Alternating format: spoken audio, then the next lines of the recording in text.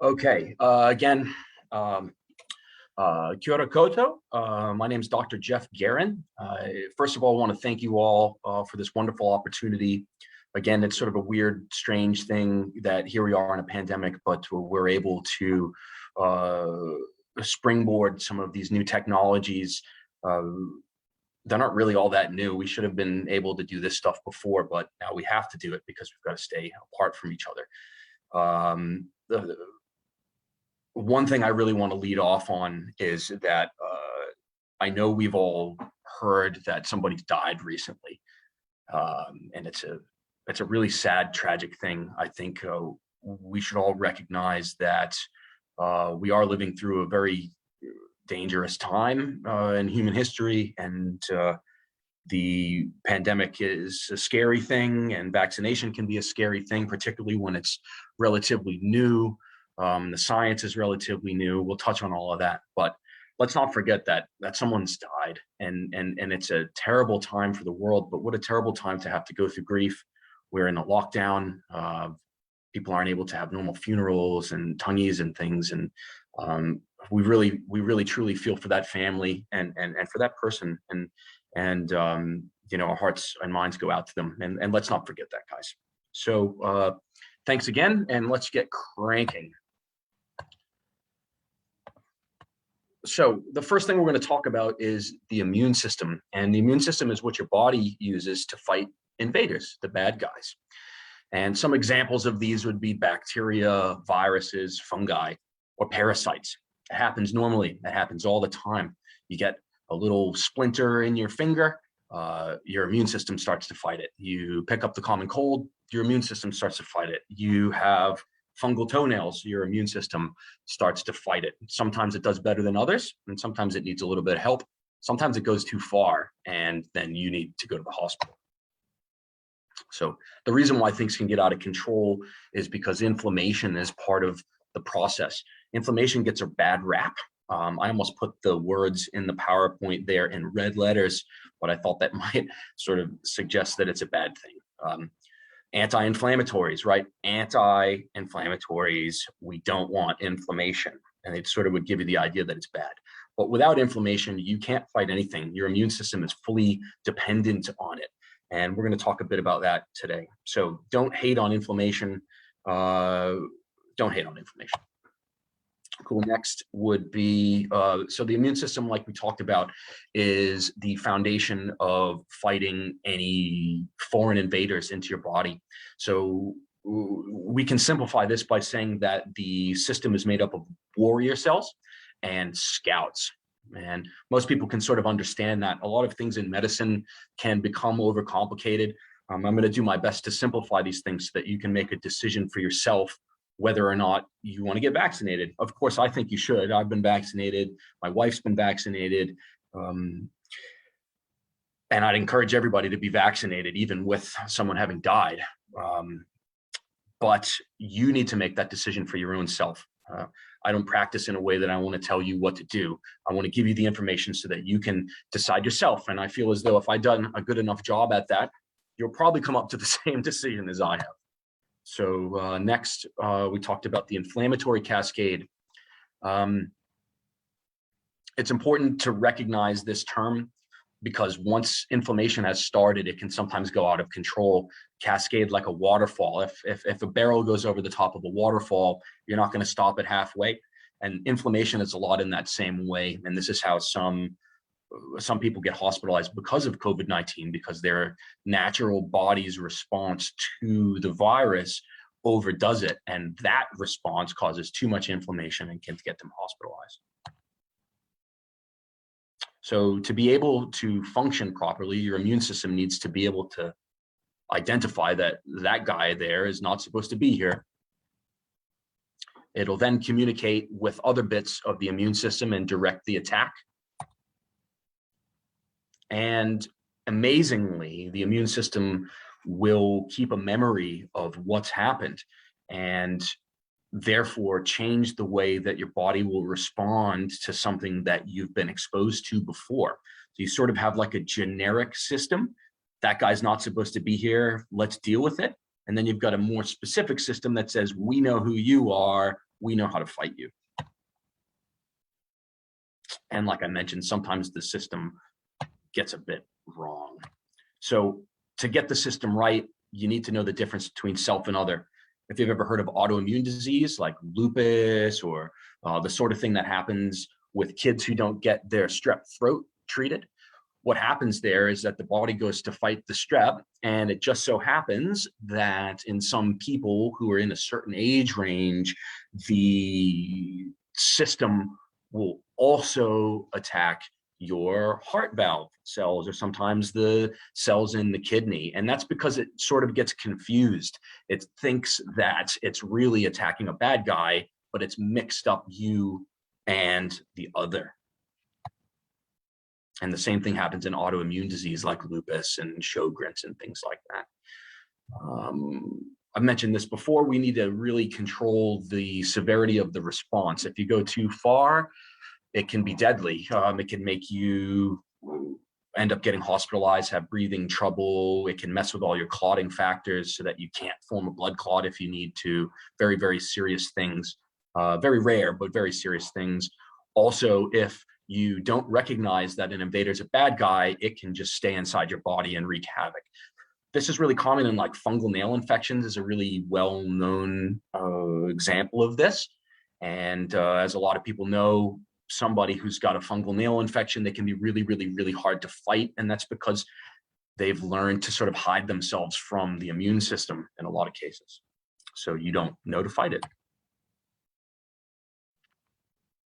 And we've mentioned this already. So let's use an example. Okay, this is probably the most important series of slides that we're going to go through. After this, please send through any questions. I'll take a pause. I'll make sure everybody understands where we're at so that we can move forward. But this is the most important thing, particularly if you come into the office. If I'm actually your GP and you come into the office, this slide will explain so many different things that may come up over the years. So the fancy doctor term for bad guy is an antigen. That's anything that's not you, that's not supposed to be there, we'll call an antigen or a bad guy. And its counterpart that your body makes, this little triangle-y thing, is called an antibody.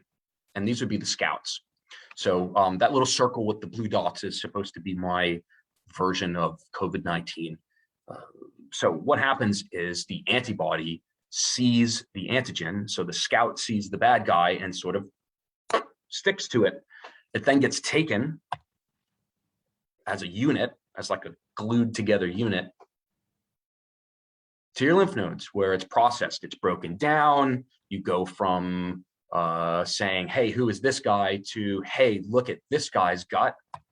A weird blue dot sticking on the outside. Let's remember that, and we'll keep an eye out for that. And if we ever see it again, we will make more to fight, and make more to fight, and make more to fight. So antibodies are kind of cool because not only do they tell the lymph nodes where you process and make more things to fight the war, they basically say, they mop up, they sort of mop the thing up too. So they're floating around in your blood and they say, who are you? Grab it, take it away. And they bring that somewhere else to fight the fight. So it's kind of a two-part thing, right? They're taken somewhere else where they get gobbled up and broken down into bits. But the simplest way is that you've got generic ones, the scouts. The scouts take them to the lymph nodes where they're busted up into little bits, and the individual components that can identify them from some other generic random stranger in your body get made, and you make heaps and heaps and heaps of those, and that becomes your immune memory. And so we can actually test for these individual things. IgM means immunoglobulin M, and those are the generic guys, and IgG are the ones that you've been exposed to before. And that's your immune memory, like we talked about. So we'll just take a pause for a second, and I'm going to just go and check to see if there's any questions. Hopefully everybody's with us right now. Now's the time to ask. We've got a few.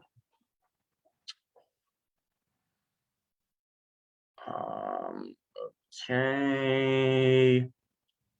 Okay. Okay. Okay, good. Great questions here, guys. I've got 4. They are not directly related to where we're at right now. So I'm going to just try and smash through the rest of this presentation, and then I'll address all these questions.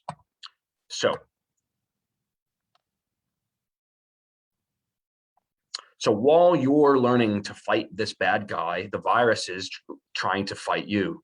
So they replicate and replicate and replicate and replicate. And it's a race. The virus is racing to infect as much of you as possible, and you're racing to get rid of as much of it as possible.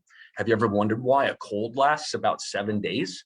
That's because that's how long it takes for you to start to win. The headache that you get, the fever that you feel, the yuck that you feel, those are all part of the inflammatory response. That's how you feel when your body's fighting a thing. That's also why you get side effects when you get a vaccine, because your healthy immune system is fighting the normal fight. So we expect these things and we like them. And that's why you get side effects from vaccines sometimes. So we've talked about this. And we've talked about that. Cool. So after the battle, you keep a memory like we talked about. We don't really know how long you keep that memory for everything. MMR, that's mumps, measles, rubella vaccine. You need to get a couple you need to get a booster. In some places, or depending on what you do for work, like if you're a doctor and you're going to work with children in the hospital, you need to have 3 MMRs. And that means that you have enough of the memory in your body that if you're exposed to the actual thing, they'll mop it up before you get sick. Simplified version. And good. So back to the bad guy. Okay. SARS, COVID-19. It's called COVID-19 because it was identified in 2019 and it's a coronavirus. So CO means corona, right? So it's called corona, not because of the beer, but because it looks like a crown under an electron scanning microscope. You have to remember that a lot of the technologies that we have now, we didn't have 20 years ago. This is including the Human Genome Project, which was completed sometime in not all that long ago, really. And because of the Human Genome Project, we've been able to understand DNA in new ways, and we've been able to understand RNA and how cells function. And that's what's allowed us to come up with this kind of vaccine. We couldn't do this 50 years ago because we didn't know enough to do this 50 years ago.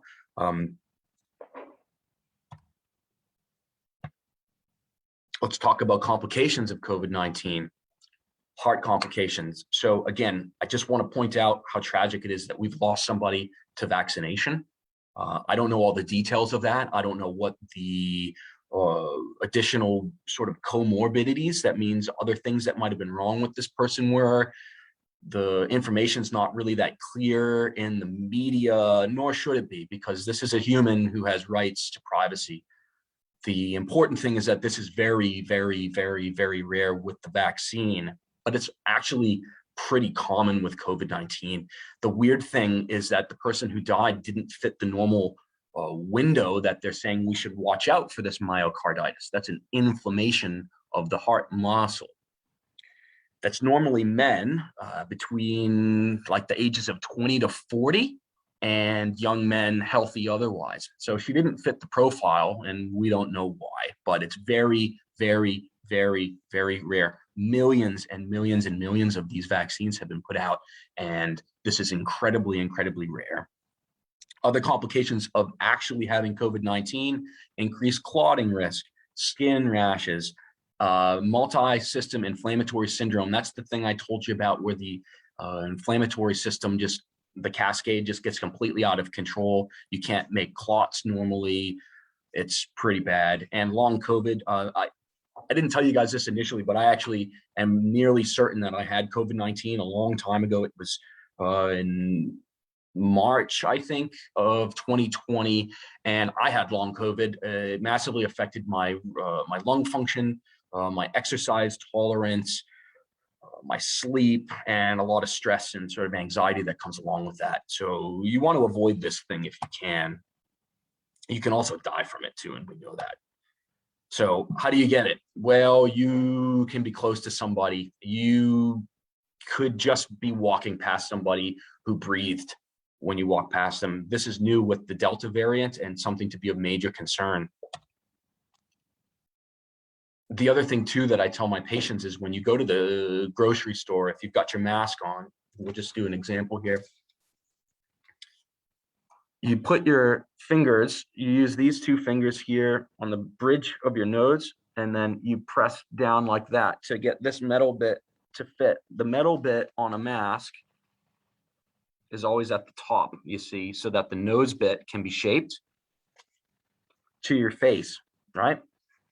If you wear glasses and you find that your glasses are fogging up, that's because this little space under here is not sealed off. And if that space is not sealed off, the mask's not really working all that good. And you may be surprised to find that most masks are not as good as you might think they are. So the point is, stay 2 meters away from people at least. If you don't have to go out, don't. And when you take your mask off, you have to assume that the outside of it has been sprayed with paint. Psh, psh, psh. So if you touch it here, and then you touch your face, you've just self-contaminated, you see. So you don't want to touch the outside of the mask, and you want to try not to touch your face at all. It's been really hard. A lot of us in the clinic, in different various clinics I've worked in through COVID-19, we've really been pretty hard on each other to try not to rub the face, touch the face, but it could be that simple as sort of one of these, and you've just picked it up. So pretty scary stuff. Incubation is just like a chicken egg, right? A chicken egg incubates. It basically cooks inside the egg until it's ready to hatch, right? Incubation with a virus is how long the virus can stay inside of you before you start to get symptoms. With COVID, it's usually within 14 days. They've actually tightened that down now. It's about 6. So within 6 days of exposure to COVID-19, you're likely to start showing symptoms if you're going to. And that's the real scary thing with Delta, is that you may not actually get symptoms, or you may not get normal symptoms, and you can still spread it. And they're actually starting to show some data that's saying that even if you're vaccinated, you might still be able to get it, but you won't get hospitalized and you won't die. I'll talk about that a bit more in a second, but the numbers are really, really good on that. So it may turn out that you need to get a booster shot. It may turn out that you can still actually get COVID, but it won't hospitalize you and you probably won't die from it. So that goes from being a vaccine that prevents you from getting the thing potentially to a vaccine that will likely keep you from dying from COVID. And I know I said it in a few, I know I said I'd say it in a few seconds, but we'll get it. We'll get there now. I think it's like 38 people or 34 people per 1,000 infected with COVID-19 globally will die. So of 1,000 people globally who've got COVID-19, 30 or more of them will die. Of 1,000 vaccinated people, 1 will die. 1, that's it, or less than that. So statistically speaking, this vaccine has now gone from being preventing you from getting sick to preventing you from dying. And that really changed how I look at this. So when you decide whether or not the risks of the virus are worth it to you, you should be thinking, can I die from COVID? And the reality is, yes, you could. You could. This is important. Testing, you got to do it 5 days after your exposure. Testing before that, you probably won't even show it. If you know you've been exposed, you really should get tested even if you don't have symptoms, because like I said, there's a lot of people that are picking up COVID and not having symptoms for it, which is scary because it'll pass to somebody who could die from it. So I'm going to just go through this list very quickly, but these are people that are known, these are conditions that can lead to much worse outcomes for COVID. This is the sort of thing you want to come and talk to me in person about, or Michael or Sophie, the other doctors here, because I don't want you to go to work if you've got any of these things. Even if you've been vaccinated, it's something that we should talk about at least. So cancer, if you've ever had a stroke or a TIA or something like that, a baby stroke or a mini stroke, some people call it, chronic kidney disease. So that's pretty common. Any kind of lung disease, asthma, COPD, smokers, diabetes, any kind of diabetes, Down syndrome, or any other sort of developmental abnormality, any kind of heart condition. So you notice that's come up a lot. So side effects to COVID vaccine, concerns about COVID vaccine, risks if you get COVID, risk to getting worse outcomes if you have COVID. So heart conditions, big red flag. And if you've got a heart condition, I still would get your COVID jab. If you've got questions about that specifically, you should call your GP and talk to your GP, or call me and I'll answer any of your specific questions. And of course, if you've got immune system diseases, you should get that checked too. And looks like the questions are flooding in, guys. What else? Neurological conditions, obesity, pregnancy, any drug use, smokers, anyone on steroids, lots of stuff. So if there's anything wrong with you systemically, you have a much higher chance of dying from COVID. Now, to the good stuff. Why mRNA? What is that? Okay, well, DNA is inside your cells, and DNA doesn't do anything but transmit code. It's like a computer program. You could think of it like binary code, a bunch of zeros and ones, except it'd be 0, 1, 2, and 3. So there's actually 4 instead of 2 data bits. And imagine a long string of data. It doesn't do anything by itself. It just codes for stuff to happen. The actual stuff that happens inside your body is proteins. And so you've got to make proteins from the code. The way I like to describe this is like those automatic pianos that sort of play all by themselves. They've got like a cartridge. If you Google it or something, or if you ever see any of those old movies, it's got like a little, like a cylinder, like cartridge that you sort of plug into it, and then it'll just play itself automatically. Well, that cartridge doesn't do anything by itself. If you don't have a piano and the piano's not like cranked or plugged in or whatever power source it needs, it's useless. It's not going to do anything at all. And DNA is the same way. But your body doesn't just use DNA. It actually makes a copy of the DNA, and that is what is spit through a machine that prints out a protein. And that protein then does stuff inside your body. So mRNA is a very small copy of DNA that's going to be turned into a protein using something called a ribosome inside your cells. Now, what you're being injected with is actually RNA. It's a copy of DNA that's just been printed through some kind of chemical process, right? And it goes into your body and encourages your own cells to make a protein from the virus. That protein isn't enough to actually make the virus. It only makes a tiny little bit. So do you remember that first, that big slide that had the antibody and the antigen, and it went to the lymph nodes, all of that? Think about that, right? That little blue dot with the stem that was sticking on the outside of the viruses, that's the spike protein. And that's how the protein, that's the protein that the virus uses to get inside your body. Without that, it can't get inside your body. Therefore, every COVID-19 virus is going to have some version of a spike protein on the outside. So now if we inject you with just the spike protein, your body says, what is this thing? And it does that whole process. So now if you actually get exposed to COVID-19, it's going to start to fight the battle right away. And that really can save your life, and actually might. We talked about all of this. So the point is, you're not being injected with virus. Old vaccines were kind of like that. So the polio vaccine's a live vaccine. You can't get that if you've got HIV or if you've got autoimmune disease, because it's actually polio. They're actually injecting you with polio.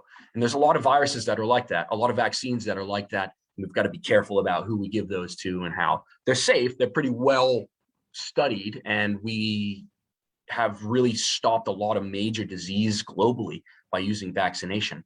mRNA vaccines are new because of the Human Genome Project and because this is new technology. We've made this stuff really fast because we've had to. We haven't had a choice.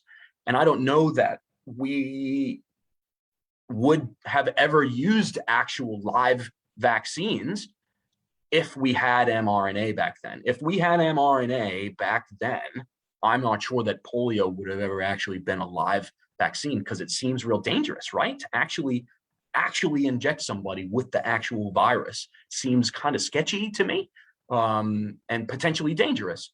So I think what we've got is safer. Now, only time will tell, but again, it's a matter of risking dying from COVID-19 or having some side effects. And I personally have made up my mind on that. So again, we talked about this: bad guy, antibody, lymph nodes, fight the battle. So if you get your COVID jab, you're getting just that little blue dot, or lots of them, and it's starting this immune cascade so that if you get exposed to COVID-19, you win fast. Now, a couple things. Remember, we talked about the immune system being really important here, guys, and inflammation being really important. For that reason, you should not take paracetamol or antihistamines before you go. Oh, geez, I know my arm's going to get sore. I talked to my auntie. She said that her arm got sore after the thing. I'm going to be real clever, and I'm going to take an antihistamine, and I'm going to take some aspirin or ibuprofen before I go and get my jab. Don't do it. The reason for this is that inflammation is how you're fighting the infection. You don't want to stop that, slow that down, or blunt that. And so for the same reason, if you're sick for something else, your body is probably fighting that, and it therefore wouldn't be able to fight COVID-19 as much, or build the immune response to the vaccine as much as we'd like it to.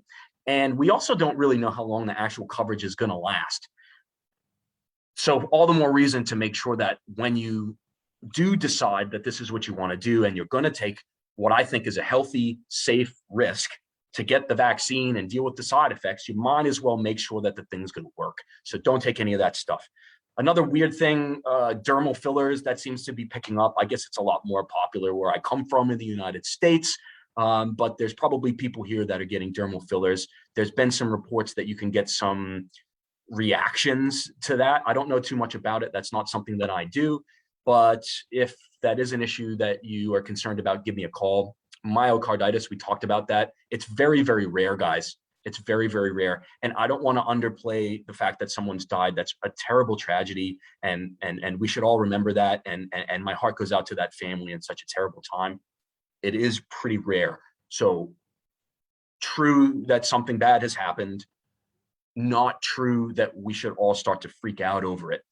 It's very, very, very rare. And if you want to talk about it more, call the clinic and we'll talk some more.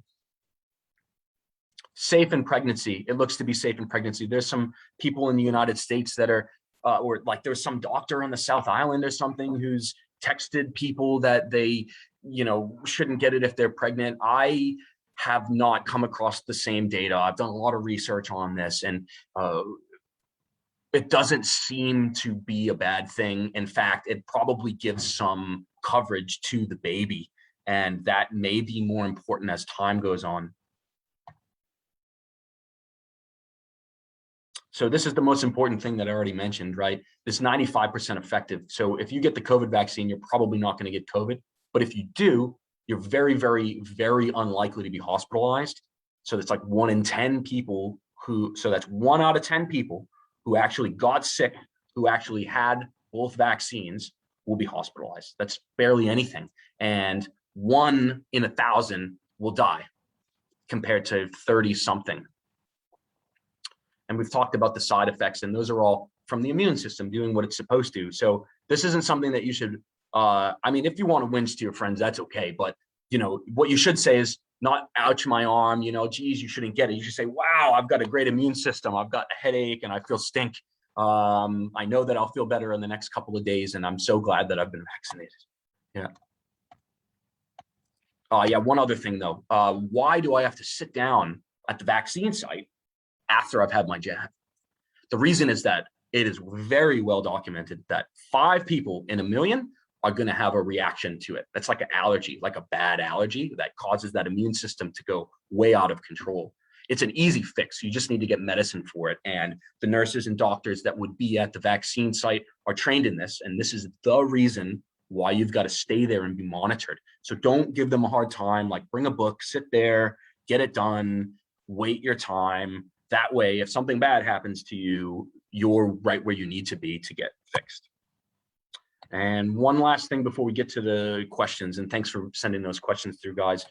Spanish flu. I had a Maori patient ask me why the government was targeting Maori and Pacific Islanders. And I thought that was interesting. I didn't really quite get it at first. But the short story is that in the Spanish flu, 6,600 Pakeha died versus 2,500 Maori. But if you compare the number of population, that's 6.1 per thousand in Pakeha, and that's 49 per thousand in Maori. So disproportionate, massively high numbers of people died who are Maori. That's 8 times more than Pakeha.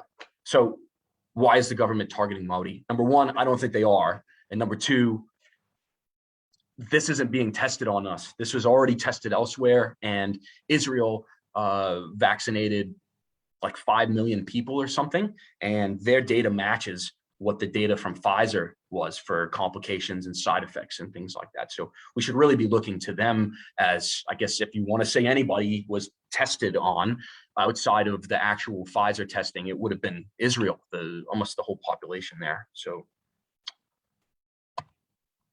good. We talked about Delta. It's quite sketchy, and I think we've answered most of these common questions. So I've got some really good questions here from you guys that I'm going to go through. And if any of you have any questions about the vaccine, the sciencey, nerdy stuff that we talked about, or anything else that you want to talk about, send those through now. I'm going to just start going through these questions here. Okay, so the first one, patient asks, dentist prescribed a medication that cost a bit. Can Aurake Health prescribe it instead? Well, I don't know what that is, but I would guess that it might be from an infection. Dentists don't like to do dental stuff on people that have an active infection. I know that sounds weird. Isn't a cavity an infection? Yes, but an infection in the actual like bone of the tooth versus in the tissue around it, like in the gum and stuff, they don't really like that, and it gets pretty nasty. So if you're still there and this is you and I'm right about this, and it's a medication that's an antibiotic, yeah, we can prescribe that for you. And it's probably not a bad idea to come and see the doctor before you go to the dentist if you know that it's kind of real nasty. But if you definitely just need to have your tooth drilled out or pulled or something like that, you can probably just go to the dentist because you're going to need to go there anyway. A lot of times patients come to the doctor because they don't have to have a copay, or the copay is less than going to the dentist, and they're sort of surprised to find out that the antibiotics are not going to cure them.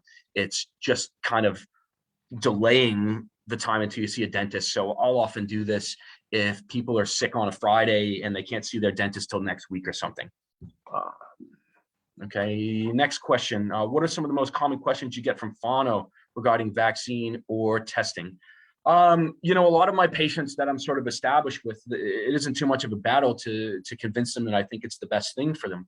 So from whānau and patients in my whānau that I'm established with and that already sort of trust my medical opinion, do you think I should get it? Yes. How can I get signed up?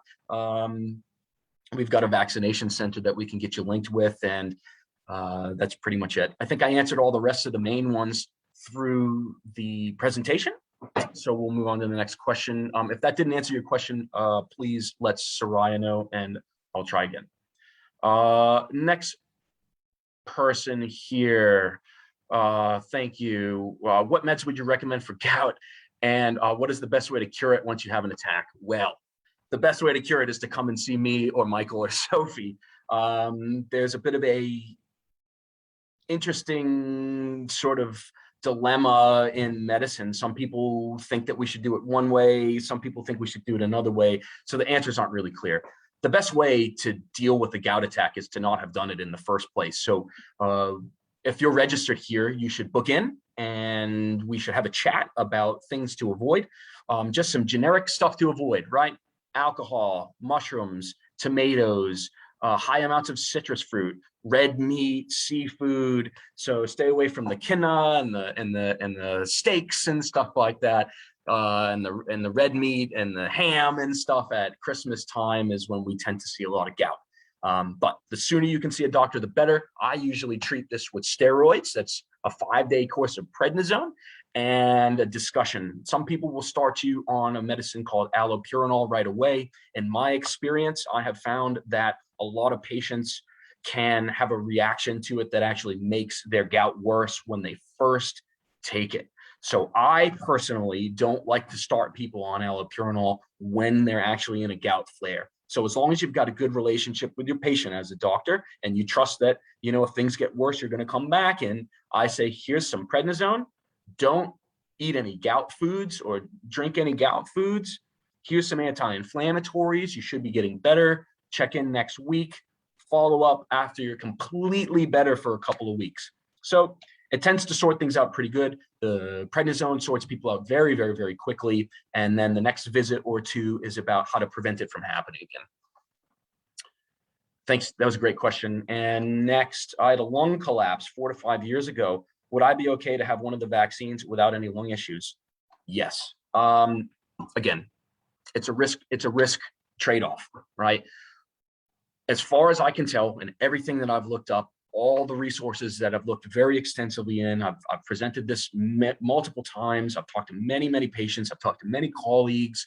You with a lung issue are at a much, much, much higher risk of dying than the average person if you were to get COVID-19. So I say to myself, not is it okay for me to get the vaccine, but which is riskier, right? Getting the vaccine or getting COVID? And for you, definitely, bar none, I would say the vaccine is definitely the right choice. Okay, so you're still taking a risk. I cannot promise you guys, honestly, I cannot promise you that nothing bad is going to happen to you. But I can promise you that if every single person who's on this thing right now got COVID-19, somebody might go to hospital and somebody could die.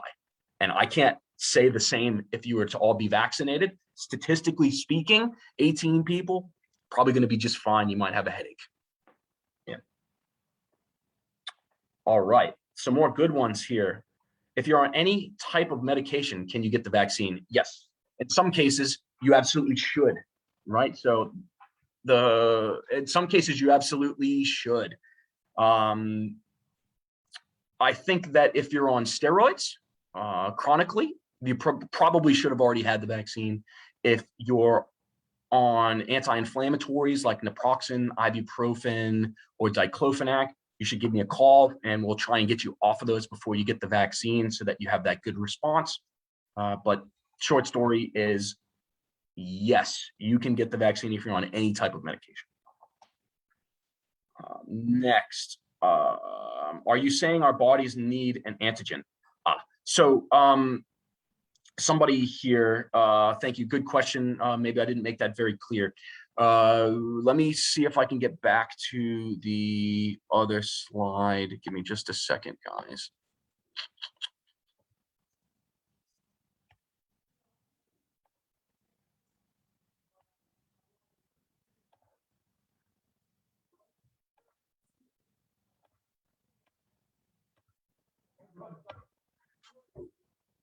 Okay, screen shared. We'll just go back to this one.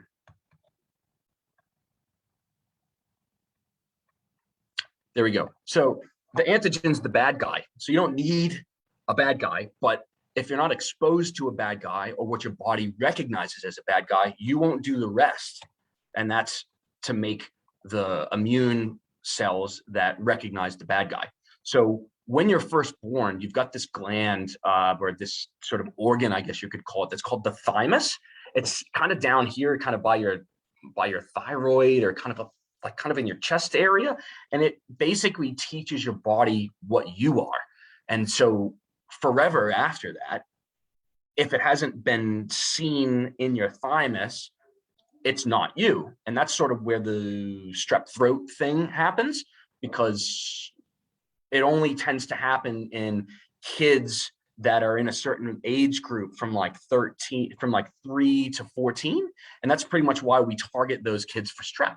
Because after that, you have already decided who's you and who's not you. So it's probably not going to happen. So a 40-year-old who has strep throat is not going to go and get rheumatic fever. Rheumatic fever happens years later. Second part of that question, if our healthy immune system was boosted with an all plant-based herb pill that works from the inside out to fight antibodies, do you think this would be sufficient to carry one's body through this pandemic? Well, I think that a whole food plant-based diet is the best thing that you can do to keep your body healthy, along with staying well hydrated, sleeping well, exercising on a regular basis, and having loving, caring people in your life. I don't know that I would say that a whole food plant-based diet would protect you from this pandemic.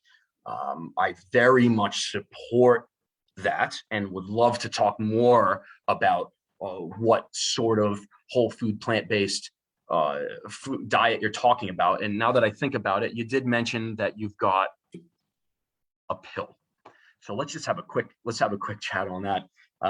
That's great that you're taking a pill. It's great that you're trying to get your veggies in and your plants however you can. But I believe very firmly that if you want vitamins in your life, you should eat the food that's got the vitamin in it. Except maybe some of the gout guys, right? So you've got to watch certain things if you've got gout, right? But generally speaking, if you think you need vitamin C, you should eat an orange.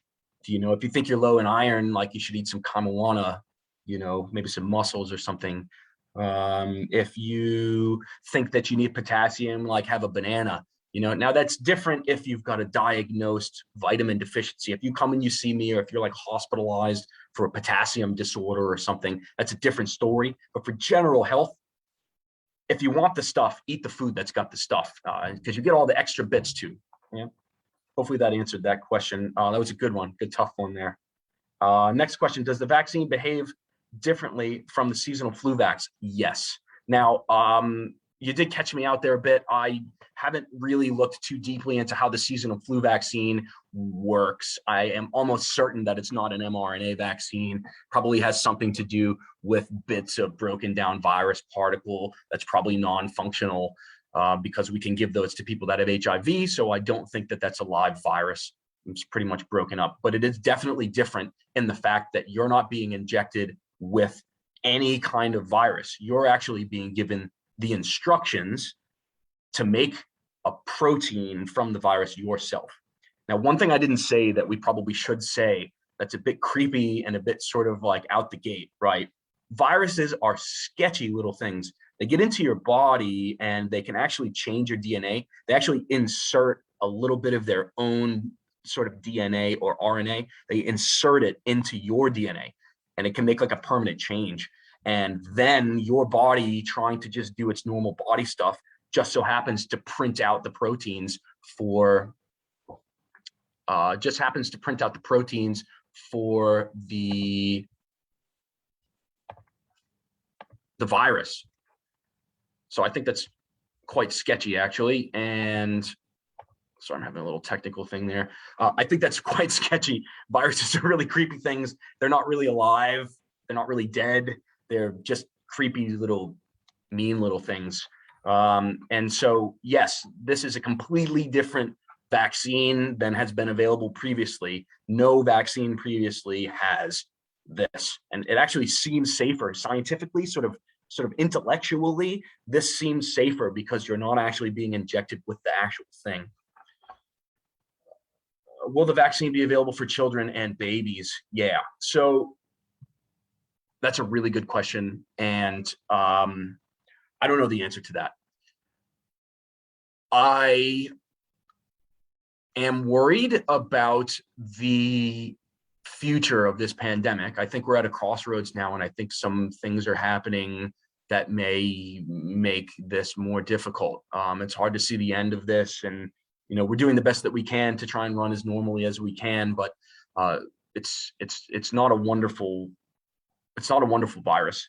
And do I think that we should be vaccinating children with this? Probably not. You know, I don't want to give you any doubt. It's not that I've got doubt, but again, it's a trade-off. It's like a risk versus benefit. So one thing that keeps coming to mind is that a lot of times kids aren't being really sick. There are a few kids that have COVID right now under the age of 1.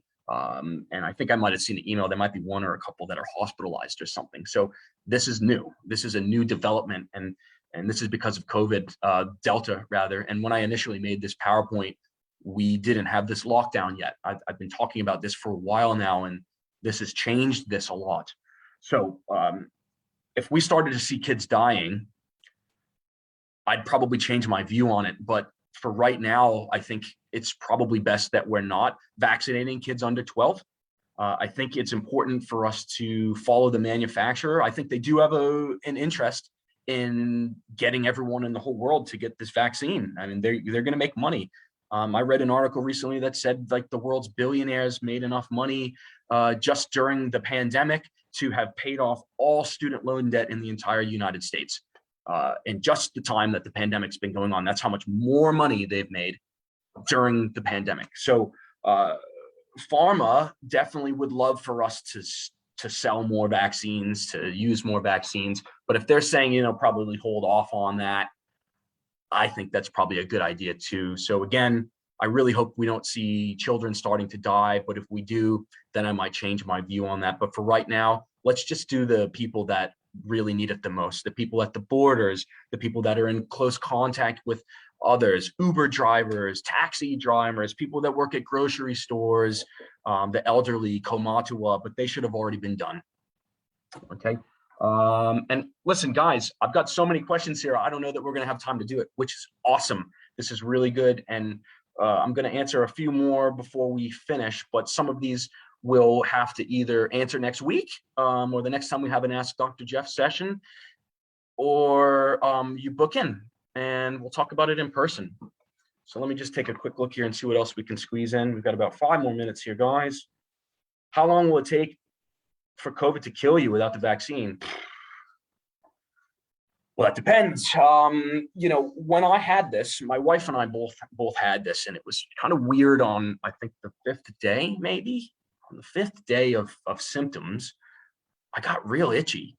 It's really weird. And like I mentioned before, the sort of overactive immune system thing is probably what's killed or is killing most people with COVID. This overactive immune system thing, and why people get hospitalized and why they started running out of ventilators. That's all related to the same thing. Probably be around then, but I'm not working in the ICU. That's the intensive care unit, so I don't really have the exact data on that. But it's weird. My wife and I went from kind of not feeling that bad to feeling horrible very, very, very quickly. Very, very horrible, very, very, very quickly. And then a few days after that, I got real itchy, and then we just kept coughing, and my wife was coughing up blood, the poor thing. And we didn't know that it was such a scary thing in pregnancy then. And we had a hard time even getting tested again. And I tested negative, like we talked about. So I don't know how long it would take to kill you, but it can happen quickly. It can go from I'm just fine to, oh my God, what's happened? And if that happens to a lot of people at the same time, we're going to be in big trouble here, guys. Is the vaccine FDA approved? It is. My daughter and grandson both have adverse reactions to their first vaccines. We also have a abnormal gene and diagnosed with chronic inflammatory disease. Should we have the vaccine, and why? I think what I'm getting here is that you guys had reactions to like MMR and stuff like that. The data shows that there's only one specific thing that's inside the vaccine that would be linked to other vaccines. So the question is a great one, and I think should be discussed in the office with myself or one of the other doctors. We can look up what the components are and give you an answer. But if it isn't specific, I think that, again, the risk outweighs, the benefits outweigh the risk here. My rheumatologist said I couldn't have live vaccines, but my daughter reacted to the dead vaccine. What is an mRNA vaccine? What is the difference? I think we've covered that. mRNA vaccines, you're being injected with instructions to produce a protein that is not the whole virus. Once you produce that protein, your immune system goes, what the heck is that thing? Takes it to your glands, you make an immune response, and then you have memory. Whenever you see that little protein, which is the thing that's on the outside of the virus, your immune system goes, get rid of it. So yeah, you can get this vaccine. You know who I'm talking to, whose name starts with an M. Very good. Next, is there a minimum wait period if you get another vaccine? Yeah, so the Ministry of Health information conflicts with what I read from the United States. So we're going to go with what the Ministry of Health said, and you should wait, okay? In the United States, they've got so much of this stuff. They've got so many different vaccines, and they've got all these different programs running, and so many more people than we've got here that they're just like, get your jabs, off you go, do your thing. Here, probably best to wait. And the reason why I agree with that plan, even though it's different than what they're doing in the States, is that we don't know how the immune system responds and whether or not taking an anti-inflammatory or a paracetamol or an antihistamine is going to like sort of blunt your immune response. So it's not that taking them both at the same time would be like dangerous. It's that taking both at the same time might sort of split your immune response. And again, we want you to win with the vaccine. My partner had a horrible reaction for his first vaccine. High blood pressure, dizziness in his arm. He's booked for his second tomorrow. Am I silly to be worried? Well, I don't know if I'd say silly. I think we all worry. I worry about my children. I worry about global warming. My wife worries about global warming. We worry about the future. We worry about education. We worry about reducing health inequities. It's normal to worry. I'm worried about somebody dying. I'm worried about getting COVID again. I'm worried about a lot of things. But having a reaction that isn't a life-threatening one, so I'm not trying to underplay it. It was probably really, really scary for you. You know who you are, okay?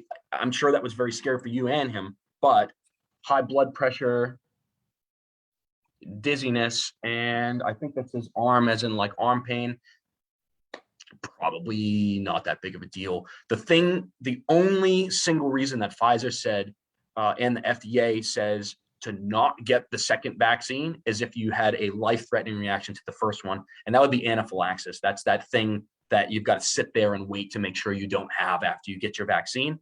And so I hope I answered that question. You're not silly to be worried, but I'm not sure that your worry is necessary.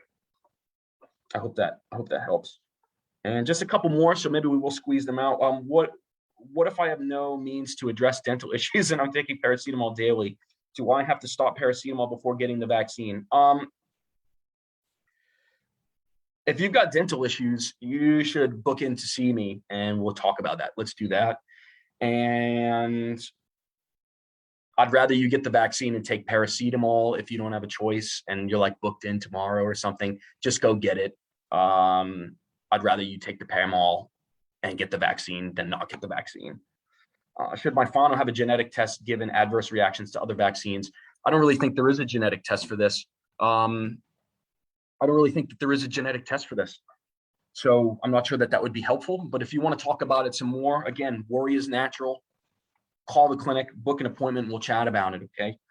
Are you safe to get the vaccine if you have a high BP and on gout meds? Yes. If you have high BP, you have a higher risk of dying from COVID.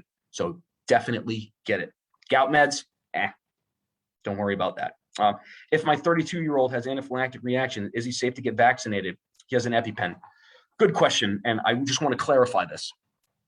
Anaphylaxis is the end result of the inflammatory cascade going out of control. Anything can cause it. A bee sting can cause it. A jab can cause it. A peanut allergy can cause it. So just because he's got anaphylaxis for one thing and has an EpiPen doesn't mean that he's going to have anaphylaxis to COVID. They're completely unrelated, okay? And I've just got one more question and then one more public service announcement here. Any higher, thank you for all these awesome questions, guys. I really I'm being caught off guard by this. This is great. Yeah. Any higher risks for someone that's had Guillain-Barré syndrome? Yeah, with internal, yeah.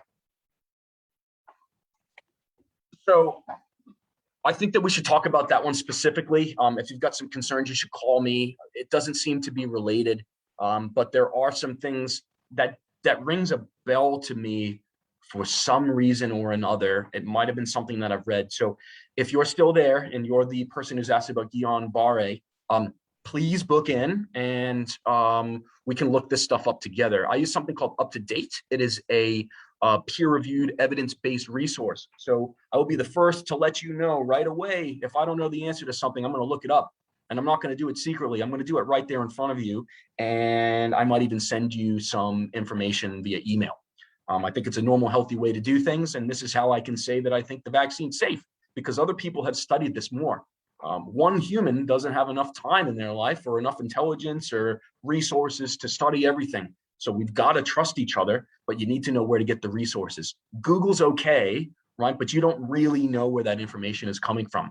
I've got resources that you have access to when you come and see me that'll answer anything medical that's been studied, basically, or at least studied long enough that people have studied the studies. So I hope that's helpful. I hope I've answered everybody's questions sufficiently. So one last thing I want to show you. This is where you can get your vaccine. But it looks like I'm mirrored, and I'm not sure how to undo that. But it is the Tamaki Vaccination Center, and the vaccination center is the only iwi-led vaccination center in Tamaki, and that's providing access for whānau and the community to the COVID-19 vaccine. So Ngāti Whātua Ōrākei established this as part of their commitment to its people and to develop and to deliver the vaccination program. So we all really support this enough that we have opened a clinic to do it. On the first day on lockdown, we in this clinic saw nearly 70 patients and did nearly 70 swabs. That's a lot for us to handle. So really good that everybody's getting their swabs. Continue to do that. And you can get your COVID immunization there. You can also get Tamariki Ora, which is a well child provider. You can also get whānau Ora there. And there's also a quit smoking practitioner. So this is at 261 Morin Road, St. John's. And that's Monday through Friday, 8:30 to 3 p.m. And I'm pretty sure that they did this last weekend. So if you have any questions about the hours or contact information for them, just give the clinic a call, speak with one of the wonderful front desk staff or one of our excellent admin staff. So thank you very much for all joining me on our first Ask Dr. Jeff. This was the COVID vaccine Pfizer version. And thank you all very much for asking your questions. It was really good to be caught off guard a bit, and I hope that I've taught you guys something today, and I hope that you've all learned enough that you might even share this information with other loved ones, because it's really important that we all stick together during this. It's one thing to put a sign up on the highway that says, be kind to each other, and another thing to actually do it. So let's be kind to each other. Let's take care of each other. Let's support each other. It's okay to be scared. Talk about it to each other. And if you have any health needs whatsoever, contact the clinic. And if I can't see you personally, Dr. Michael Courtney and Dr. Sophie Ball are here as well, and our great nursing staff. Any one of us would be happy to see you. Thank you so much for your time today. Have a great day.